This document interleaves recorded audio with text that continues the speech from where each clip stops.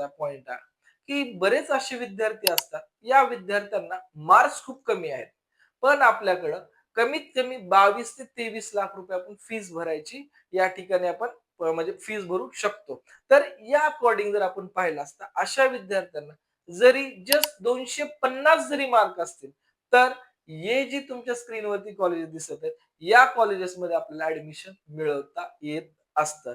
ज्या विद्यार्थ्यांना कमी मार्क आहेत पण या कॉलेजमध्ये ऍडमिशन मिळवायचं आणि आपलं बजेट 22 लाख, 25 लाख, 27 लाख एवढं आहे, तर डेफिनेटली आपण स्क्रीनवर दिलेल्या नंबरवरती कॉल करू शकतात आणि या कॉलेजच्या काउन्सिलिंग बद्दल डिटेल इन्फॉर्मेशन घेऊ शकतात.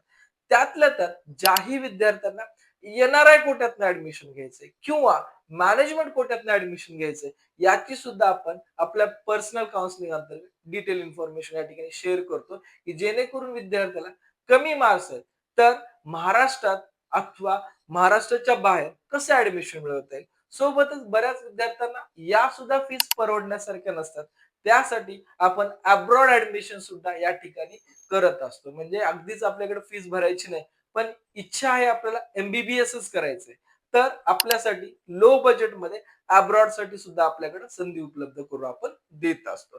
त्यामध्ये पाहिलं असता डीम्ड युनिव्हर्सिटी भारतीय विद्यापीठचा आपण विचार केला, जवळपास 28 लाखापर्यंत फीस आहे. डी.वाय पाटील 27 लाखापर्यंत फीस आहे आणि यामध्ये सर्वात जर कमी फीस म्हणजे डीम्ड युनिव्हर्सिटी त्यानुसार सर्वात कमी फीस जर कॉलेज पाहिलं तर आपल्याला लोणी प्रवरा हे कॉलेज दिसून येईल. साधारणतः स्क्रीनवरती 19 लाख रुपयापर्यंत फीस दिसत आहे, पण ऍक्च्युअली 21 लाखापर्यंत त्याचं आपलं टोटल जात असतं.